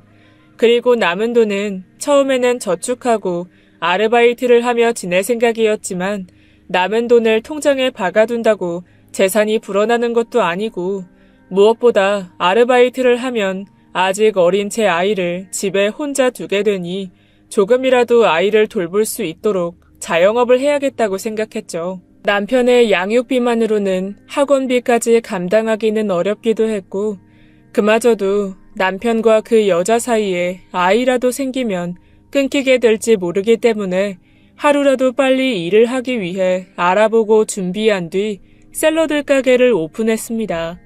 물론 자영업을 하면 아이를 조금이라도 더 챙길 수 있다는 건 큰 착각이었지만 아이가 학교 끝나고 가게로 와서 밥이라도 먹일 수 있는 것에 마음이 놓였어요. 이렇게 많은 걱정을 하며 도박처럼 시작한 가게는 다행히도 출퇴근하는 회사원들에게 인기를 끌었고 큰돈은 아니지만 300만 원 정도 벌이가 되어 아이랑 둘이 먹고 사는데 어렵지 않았습니다. 사고 싶은 거 가끔씩 사면서 살 수도 있었지만 사실 저한테는 그렇게 돈 쓸 일도 없었고 가게도 남편이 주는 양육비도 나중에는 어떻게 될지 모르기 때문에 저축도 열심히 하면서 살았죠. 그로부터 2년이 지났고 손님이 훨씬 많이 늘어 가게가 바빠진 탓에 직원도 고용하게 되었고 잘 되는 제 가게를 보고 분점을 차렸으면 좋겠다고 해서 그 동네에 2호점도 내게 되었어요. 그러고 나니 이렇게 3호점, 4호점도 낼 수 있겠다라는 생각이 들었어요. 그렇게 우연히 시작하게 된 가맹사업 때문에 새로 등록할 것도 있고 공부해야 할 것도 많아 눈코 뜰 새 없이 바쁜 날들을 보내던 어느 날 퇴근 후 멍하니 앉아있는데 문득 그런 생각이 들더라고요. 이혼하고 어떻게 살아야 하나, 가게가 잘못돼서 빚만 생기는 게 아닐까, 걱정이 정말 많았던 2년 전과는 달리 자리를 잡아 안정적이고 여유로운 생활을 하게 된 지금을 보니 이젠 정말 지난 일들은 다 잊은 것 같고 시간이 약이다 라는 말이 맞는 것 같더라고요. 그렇다고 남편이 어떻게 살고 있는지 아주 궁금하지 않았던 것은 아니었지만 제가 알려고 애쓰지 않아도 저절로 소문이 들려왔어요. 사생활 문제로 발목이 잡혀 그 당시 스카웃 이야기가 오가던 대형 학원으로의 이직을 실패했다고요. 원래 있던 학원에서도 두 사람 전부 해고당해서 지금은 남편만 어디 작은 학원에서 전에 받았던 급여를 생각하면 비교도 되지 않을 그야말로 기본급만 받고 일하고 있다더라고요. 그 작은 학원마저도 여기저기 거절당하고 간신히 들어간 학원이었습니다. 그리고 얼마 전에는 아들도 낳았는데 어떻게 살려고 그 형편의 애까지 낳았냐면서 주변에서 벌 받은 게 아니냐며 그렇게 흉을 본답니다. 이혼할 때 당시 배신감에 좌절하며 남편이 잘 살지 못하기를 바랬는데 정말 벌 받은 것처럼 잘 살고 있지 못하다는 소문을 막상 들으니 그리 유쾌하지는 않았습니다. 그런 저를 보고 주변 지인들은 어이없어 하며 보살이냐고 물었지만 글쎄요. 그런 것보다는 그냥 제 아이 아빠이기 때문에 그래도 못난 사람은 아니기를 바란 게 아닌가 싶어요. 둘 사이에서 태어난 아이도 딱하게 느껴졌고요. 애는 잘못이 없으니까요. 아무튼 전 쓸데없는 걱정 그만하기로 하고 새로 시작한 가맹 사업에만 몰두했습니다. 사무실도 따로 얻어 홍보와 응대를 도와줄 직원도 구했어요. 지인이 오픈한 2호점이 잘 되니 저절로 가맹 문의가 쏟아졌고 제 샐러드 가게는 어느새 떠오르는 프랜차이즈가 되었죠. 내가 이렇게 갑자기 많은 돈을 벌어도 되나 겁이 나려던 어느 날 사무실에 누가 저를 찾아왔다고 직원이 말했어요. 누구지 하고 일어나 보는데 아이를 안고 있는 어떤 한 여자가 보였죠. 직원의 안내를 받으며 그 여자는 제 방으로 들어왔고 가까이서 봐도 당최 누군지 모르겠더라고요. 기억이 잘 나지 않아 그런데 어떻게 오셨냐고 물었고 돌아오는 대답에 전 너무 놀랐습니다. 안녕하세요. 저 기범씨 와이프예요. 그쪽 전남편이요. 순간 저는 너무 놀라 아무 말도 하지 못했어요. 그러고 보니 화려한 화장과 차림새가 남편과 이혼한 날 멀리서 보이던 여자 같기도 한데 애엄마가 애를 안고 이렇게 하고 다니나 좀 이상하다는 생각이 들기도 했죠. 여자는 제 눈치를 잠시 보는 것 같더니 말을 이어갔습니다. 염치 없지만 부탁을 좀 드리고 싶어서 왔어요. 도대체 이 여자가 뭐라고 하는 건지 모르겠더라고요. 이 여자가 대체 나한테 할 부탁이 뭐가 있을까 궁금했습니다. 전 놀란 가슴을 진정시키고 애써 차분한 척 얘기했습니다. 맞아요. 그쪽에 저한테 부탁이라는 걸 한다는 것 자체가 굉장히 염치 없는 행동이에요. 이만 나가주시겠어요? 돈 좀 빌려주세요. 그 여자는 제가 이럴 것을 예상했다는 듯이 제 말이 끝나기 무섭게 말했습니다. 전 제 귀를 의심했어요. 어떻게 이 여자가 저한테 돈을 빌려달라고 할 수 있는지 저는 믿을 수가 없었어요. 뭐라고요? 아이가 많이 아파요. 아이가 많이 아프다는 말에 저도 엄마인지라 본능적으로 그 여자가 안고 있는 아이에게 시선이 갔어요. 하지만 아이가 많이 작고 아기 이불로 감싸 안고 있어서 아이가 어디가 얼마나 어떻게 아픈 것인지 제 눈으로 알 수는 없었죠. 소아 백혈병이래요. 당장 치료해야 되는데 치료비가 없어요. 도와주세요. 머리가 복잡해졌어요. 이 여자에게 돈을 빌려줄 수는 없는데 그렇다고 아이가 백혈병이라는데 내 알 바 아니라고 돌아가라고 하진 못하겠고 아무 말도 함부로 뱉을 수가 없었죠. 많이 황당하실 거 알아요. 하지만 제가 얼마나 돈 빌릴 곳이 없으면 여기까지 왔겠어요? 요즘 사업 잘 되시는 것 같은데 그동안 그 사람에게 받은 양육비도 있고 같은 엄마로서 생각해봐 주세요. 그 여자의 뻔뻔한 태도에 정신이 확 들더라고요. 잠시라도 고민했던 게 한심하게 느껴졌죠. 당신 지금 말도 안 되는 소리 하고 있는 거 알죠? 아이 일은 안 됐지만 두 사람 다 돈 잘 버는 잘 나가는 강사 아니었어요? 두 사람 능력 되니까 알아서들 해요. 전 모아놓은 돈도 없고 그 사람도 전 재산 전부 그쪽한테 주고 와서 한 푼도 없어요. 그쪽한테 재산을 그렇게 전부 주고 오지만 않았어도 우리 아기 벌써 수술할 수 있었을 거예요. 순간 움찔했어요. 지금 저 여자 말이 말도 안 되는 억지인 걸 알고는 있지만 저렇게 당당하게 말하니 제가 정말 아픈 아이한테 잘못하고 있는 것 같은 기분마저 들었거든요. 그리고 그 여자는 정말 제가 자기에게 당연히 돈을 빌려줘야 한다고 생각하는 것 같았죠. 하지만 역시 그렇다고 그 여자에게 선뜻 돈을 줄 수는 없는 노릇이었습니다. 더 이상 들어줄 수가 없네요. 두 사람이 대출을 받아서 해결하든 제발 두 사람이 알아서 하세요. 양심이라는 게 있는 사람인가요? 정말 어이가 없어서. 대출도 못 받아요. 그 사람이 대출받아 학원을 개원했는데 생각처럼 되지도 않고 이제 갚고 나면 생활비도 없어요. 근데도 당신한테 보내는 양육비는 따박따박 보냈다고요. 이 여자 말대로라면 정말 저한테 보낼 양육비도 구하기 어려웠을 텐데 남편은 그동안 어떻게 그 돈을 마련한 것일까 왠지 모르게 안타까운 마음이 들었습니다. 제 잘못은 저도 잘 알고 있어요. 하지만 제 아이를 살릴 수만 있다면 못할 짓이 없다는 생각이 들어서 여기까지 오게 되었어요. 시댁 형편은 잘 아실 테고요.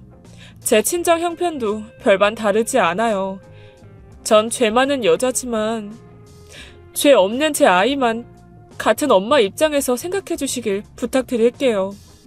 이건 제 번호예요.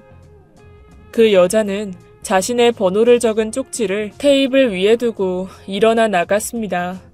제가 미친 것인지 아이를 안고 나가는 그 여자 뒷모습이 딱해 보였어요. 그 여자가 다녀간 뒤 며칠 내내 고민했습니다. 그 여자 말대로 저한테까지 와서 돈을 빌려달라 하는 것을 보면 정말로 주변에 돈 나올 구석이 없는 게 맞는 것 같은데 그렇다고 선뜻 제가 돈을 빌려주는 건 아무리 생각해도 말이 안 됐거든요. 주변에서도 전부 말도 안 되는 일이라며 절대 돈을 빌려줘서는 안 된다고 했어요. 그 여자가 사기라도 치는 거면 어떡하려고 하냐는 사람들도 있었죠. 하지만 아이를 안고 그런 거짓말까지 할 리가 있겠냐고 생각했고 제자리를 돌듯 반복됐던 그 고민 끝에 전 돈을 빌려주기로 결론을 내렸습니다. 물론 그 여자에게 설득당한 건 아니었고 아프다는 그 아이만 생각했어요. 남편이 우리 아이를 위해 그동안 어려운 상황에도 양육비를 보냈고 전 이제 더 이상 그 돈을 받지 않아도 될 여유도 충분히 있었거든요. 그래서 끝내 남편의 아이이기도 하니 일단 아이는 살리고 보자는 결정을 했죠. 그래도 마지막으로 남편에게 물어서 확인해봐야겠다는 생각에 오랜만에 남편에게 전화를 걸었습니다. 남편은 조금 놀란 목소리로 어색하게 전화를 받더라고요. 여보세요? 어쩐 일이야? 당신 와이프한테 얘기 들었어. 요즘 많이 어렵다며. 양육비는 어떻게 보내고 있는 거야? 뭐? 애엄마가 거길 찾아갔어? 정말 미안하다. 그래, 맞아. 요즘 좀 많이 어려워. 안 그래도 당신한테 다음 달 양육비는 또 어떻게 마련해서 보내야 할지 걱정이었는데. 그래서 말인데, 혹시 당분간 좀 기다려줄 수 있을까? 내가 바람 피워서 이혼했다는 소문이 나버리는 바람에 다니던 학원도 잘리고 겨우 다른 동네 작은 학원에 들어갔는데 거기까지 소문이 들어가서 그만두게 됐어. 그래서 대출 받아서 학원을 개원했는데 이게 아직 생각처럼 잘 안 되네. 그 여자 얘기가 모두 사실인가 보더라고요. 역시 돈을 빌려줘야겠다고 생각했어요. 학원 좀 자리 잡으면 그때 다시 양육비 보내면 안 될까? 내가 노력해서 밀린 양육비까지 빨리 갚아 보내줄게. 됐어. 다 알아. 당신 와이프한테 다 들었다니까. 이렇게 어려운데도 이번 달까지 양육비 보내주느라 애썼어. 그래서 얼마가 필요한데? 그 여자 얘기 듣고 한참 고민하고 결정 내린 거야. 맘 바뀌기 전에 빨리 말해. 뭐? 애엄마가 거기 가서 돈 빌려달라는 소리를 하고 갔어? 정말 면목이 없다. 미안해. 애엄마 말은 신경 쓰지 말고 잊어. 내가 어떻게 당신한테 돈까지 빌리겠어. 양육비 기다려주는 것만으로도 고맙다. 당신 무슨 말인지는 알겠는데 애는 일단 살리고 봐야 될 거 아니야. 애를 살리다니 무슨 소리야? 옛날부터 느꼈지만 당신은 정말 부성애도 없니? 애부터 살리고 봐야겠다는 생각을 해야지. 이 와중에도 당신 그렇게 경우 따지고 있을 거야? 오죽 답답했으면 당신 와이프가 날 찾아와서 돈을 빌려달라고 하겠어. 진짜? 뭐? 그 여자가 당신한테 무슨 말을 어떻게 했는지 모르겠지만 내 애 멀쩡해. 어디 아픈 곳 없다고. 뭐? 애 수술비 빌리러 온 게 아니었다고? 일단 내가 나중에 다시 연락할게. 미안하다. 남편은 황당해하며 그렇게 급히 전화를 끊었고 저도 황당해서 잠깐 멍했죠. 그동안 대체 난 왜 그렇게 머리 아프게 고민을 했나 허무했습니다. 남편은 아무래도 저와 제 아이를 버리고 떠난 벌을 제대로 받고 있는 것 같았어요. 아무리 그래도 아이를 팔아 돈을 받아먹을 생각을 하다니 정말 대단한 여자를 만난 것 같았거든요. 남편에게 전화해서 확인해보지 않았으면 바보같이 돈을 뜯겼을 수도 있었겠다는 생각에 가슴을 한번 쓸어내리고 그 여자가 또 찾아오면 그때는 소금이라도 뿌려서 내쫓겠다는 마음을 먹었습니다. 그렇게 한바탕을 하고 다시 연락하겠다는 남편은 그 다음 날에도 연락이 없었고 그 여자도 저에게 연락을 하거나 다시 찾아오는 일은 없었습니다. 남편과 그 여자가 어떻게 하고 있을지 궁금하기는 했지만 이제 정말 더 이상 절대 휘말리고 싶지 않았죠. 그러다 한 달 뒤쯤 남편이 제 사무실로 찾아왔더군요. 그리고 그간의 경위를 이야기했습니다. 알고 보니 그 여자는 바람이 났었고 저에게 아이가 아프다는 거짓말로 돈을 뜯어내려고 했던 것도 모자라서 남편의 학원 보증금도 빼돌려서 새로 사귄 남자와 도망칠 준비를 하려고 했었다고 합니다. 제가 전화를 해준 덕분에 그 여자가 도망치기 전에 알아채고 막을 수 있었다고 하더군요. 얘기를 다 듣고 나니 기분이 참 더러웠습니다. 겨우 그런 여자를 온 마음 다해 사랑한다며 저에게 전 재산도 다 넘기고 아이까지 버리고 가더니 지금 내 앞에서 저렇게 완전히 맞간 얼굴을 하고 앉아있는 걸 보니 속이 아주 뒤틀리는 느낌이었죠. 당신 아들은? 애도 집에 버리고 그놈이랑 도망갔어. 애는 우리 어머니가 봐주고 계시고.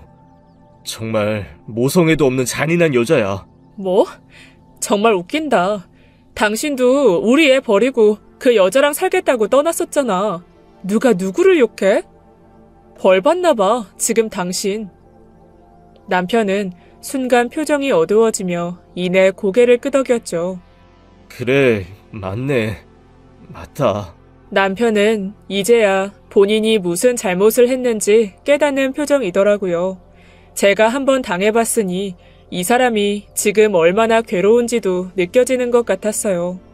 와이프는 바람난 남자랑 야반 도주하고 경제적으로 많이 어렵다 보니 혹시 나쁜 생각이라도 하지 않을까 걱정되는 마음도 생겼죠.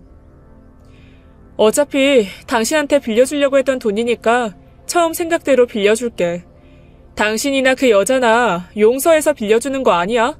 당신도 지금 느끼고 있으니까 알겠지. 영원히 용서 못해. 하지만 당신은 우리 애 아빠이기도 해. 그니까 못난 모습 보이지 말고 하루라도 빨리 다시 재기해. 남편은 제 말을 듣고 씁쓸하게 웃으며 고맙다고 말한 뒤 돌아갔어요. 누가 들으면 절 바보 등신이라고 하겠지만 옛날에 저와 같은 처지가 된 남편을 보니 정말 속상했습니다. 그러게 왜 그런 잘못된 선택을 해서 이렇게 살고 있는지 하는 생각도 들었죠. 아무튼 전 남편의 학원을 다시 일으킬 자금을 보태주었고 돈을 보낸 뒤로는 앞으로는 신경도 쓰지 않겠다는 생각으로 다시 제 일에만 몰두했어요. 남편에게 빌려준 돈을 돌려받지 않아도 될 만큼 가맹 사업을 활발하게 키워나갔습니다. 그렇게 몇 년 뒤 남편에게로부터 양육비가 다시 들어오기 시작했어요. 드디어 학원 재기에 성공한 듯 보였죠. 전 또다시 오랜만에 남편에게 전화했습니다. 당신 양육비 보낸 거 확인했어. 학원 다시 자리 잡아가고 있는 거지? 난 당신이 걱정할 거 없이 일은 넘치게 잘 되고 있어. 그러니까 내가 빌려준 돈이나 앞으로 양육비 보낼 생각하지 말고 그 돈 잘 모아서 잘 살아. 이제 넌 연락할 일 없을 거야. 아니야. 그래도 당신 돈은 갚아야지. 아니, 정말 괜찮아. 이제 더 이상 당신이랑 연락할 일 만들고 싶지 않아서 그래. 연락할 일이 왜 없어? 우리 딸도 있는데. 뭐? 당신 지금 무슨 소리를 하는 거야? 이제 와서 뭐 우리 애가 보고 싶기라도 하다는 말이야? 염치 없는 건 알지만 나 그 여자랑 헤어지면서 내가 얼마나 바보 같았는지 깨달았어. 그리고 지금이라도 우리 딸한테 잘해서 용서받고 싶어.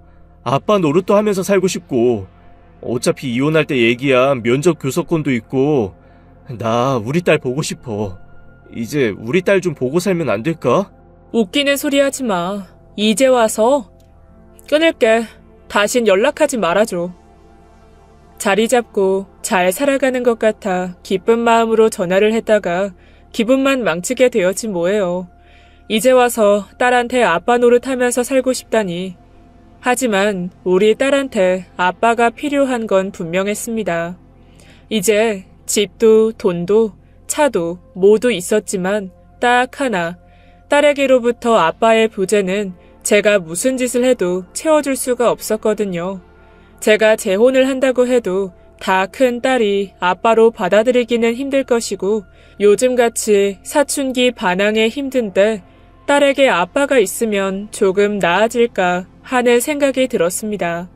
생각을 정리하고 며칠 뒤 남편에게 다시 전화를 걸었습니다. 당신 앞으로 정말 우리 딸한테 잘할 자신 있어? 당연하지. 못해준 거 다 해주면서 살게. 그래. 그럼 지금부터라도 면접교 수업 정해진 만큼만 해보자. 애도 지금까지 같이 살지도 않았던 당신을 바로 아빠라고 받아들이기는 어려울 거야. 그렇게 남편과 딸은 몇 년 만에 만나게 되었어요. 처음 만날 때 분위기는 말로 할 수 없을 만큼 어색했죠. 이제 와서 무슨 아빠냐고 화를 낼 것 같았던 딸이 그래도 아무 말 없이 가만히 있던 것 보면 그동안 없었던 아빠가 돌아와서 조금은 좋은 게 아닌가 싶었어요. 그렇게 2번, 3번 만나다 보니 딸은 몰라보게 밝아졌고 다음번 아빠 만날 때는 아빠와 어딜 가기로 했다며 조잘조잘 떠들며 설레어 하기도 했습니다. 영원히 아빠를 만나지 못하고 살게 했으면 어쩔 뻔했나 싶었죠. 아이가 밝아지니 저도 너무 좋았고 일도 더 마음 편히 할 수 있게 되었습니다. 어느 날 딸이 오늘 아빠를 만나서 저녁을 먹기로 했는데 엄마도 같이 갔으면 좋겠다고 하더군요. 내키지는 않았지만 몰라보게 밝아진 딸을 다시 망치고 싶지 않아서 알겠다고 대답하고 딸과 함께 남편을 만나러 갔습니다. 남편은 저를 보고 올 줄 알았던 것처럼 놀라지도 않고 인사하더라고요. 대수롭지 않게 생각하고 다 같이 저녁 식사를 했습니다. 밥을 다 먹고 후식이 나오기 전 딸이 화장실을 간 사이에 남편이 저에게 말했어요. 저기, 우리 다시 합칠까? 전 그 여자가 제 사무실에 들어와서 돈을 빌려달라고 얘기할 때만큼 어이가 없었습니다. 이 남자가 도대체 지금 무슨 말을 하는 건지. 뭐라고? 당신 미쳤구나. 왜 애 몇 번 만나고 나랑 이렇게 마주 앉아서 밥 먹으니까 막 가족 같고 그러니? 비약하지 마. 난 우리 딸한테도 그게 좋을 것 같아서 얘기하는 거야. 당신이 언제부터 그렇게 우리 딸을 걱정했다고 난리야. 그렇게 걱정하고 챙겨주고 싶었으면 진작 그랬어야지. 화가 치밀어 오르는데 딸이 화장실에서 곧 돌아올 것 같아서 애써 참았습니다. 헛소리해서 애까지 기분 나쁘게 하고 돌아가지 말고 조용히 커피나 마시고 좋게 가. 애도 원할걸? 한번 물어볼까? 헛소리하지 말라니까. 그때 마침 화장실에 갔다가 돌아온 딸이 대화를 듣고 무슨 말이냐고 물었습니다. 아무것도 아니라고 둘러대려던 찰나에 엄마랑 아빠랑 다시 합치는 게 어떨지 얘기하고 있었어. 정말? 엄마 정말이야?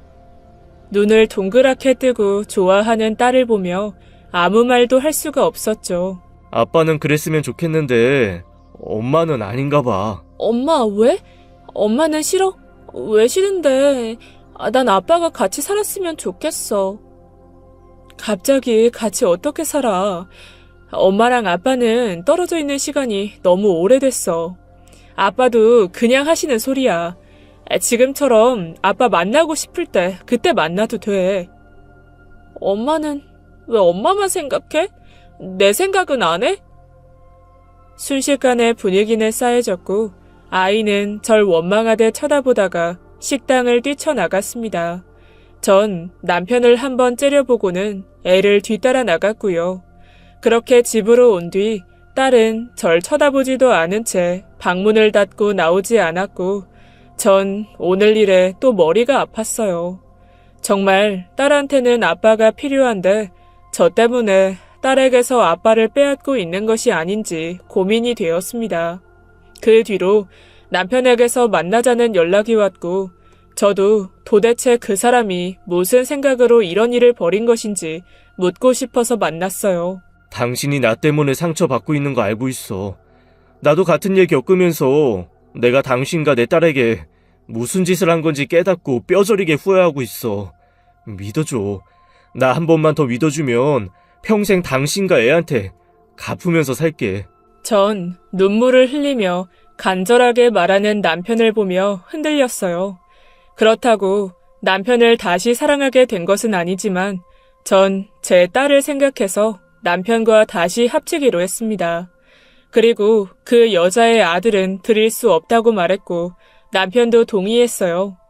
소식을 듣고 딸아이는 드디어 아빠랑 같이 살게 되었다며 울면서 좋아했죠. 저도 그런 딸을 보면서 제가 옳은 선택을 했다고 믿고 싶었어요. 남편은 다음 달에 집으로 들어오기로 했고 남편 방도 비워놓고 준비하던 어느 날이었습니다. 저기, 혹시 돈 좀 빌려줄 수 있어? 원생이 늘어나서 확장 공사를 좀 하려고 하는데 돈이 좀 부족하네. 얼마나 필요한데? 5억 정도? 아니, 무슨 확장 공사를 하는데 그렇게 큰 돈이 필요해? 아니, 2층 더 얻어서 하려고 해. 어떻게 좀 안 될까? 전 순간 의심스러운 마음이 들었어요.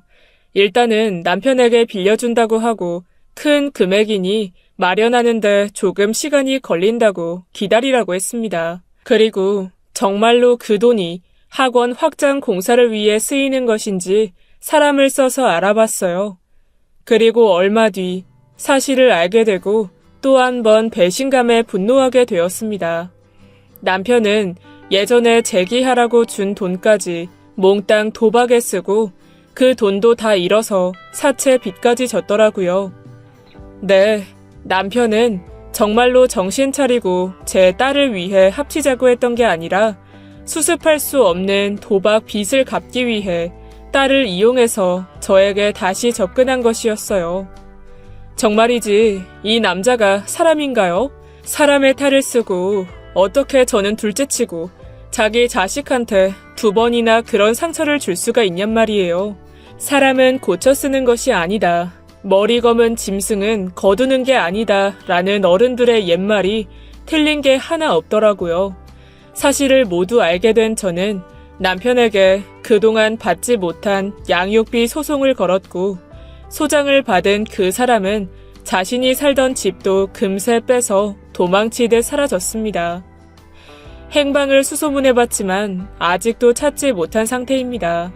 도박으로 진 사채꾼들에게 잡혀 팔려갔다는 이야기도 있고 필리핀으로 도망갔다는 이야기도 있죠. 소문뿐이었습니다. 한 가지 중요한 건 앞으로 그 남자 인생에 편할 일은 없다는 것이겠죠. 제 딸에게만은 끝까지 숨기고 싶었지만 이 난리통에 딸이 모르게 하는 것은 불가능한 일이었어요. 엄마 아빠가 어떻게 헤어지게 되었는지부터 마지막 지금까지 아빠가 우리에게 어떤 짓을 했는지 몽땅 다 알아버렸습니다. 제가 못나서 바보같이 맨날 속고만 산 탓에 딸에게 큰 상처를 주게 된 것만 같아 하늘이 무너지는 것 같았죠. 고맙게도 딸은 처음에는 좀 힘들어하는 듯 보였지만 어차피 언젠간 알게 될 사실이었다고 엄마가 자기까지 생각하느라 더 많이 힘들었겠다며 이해해줬습니다.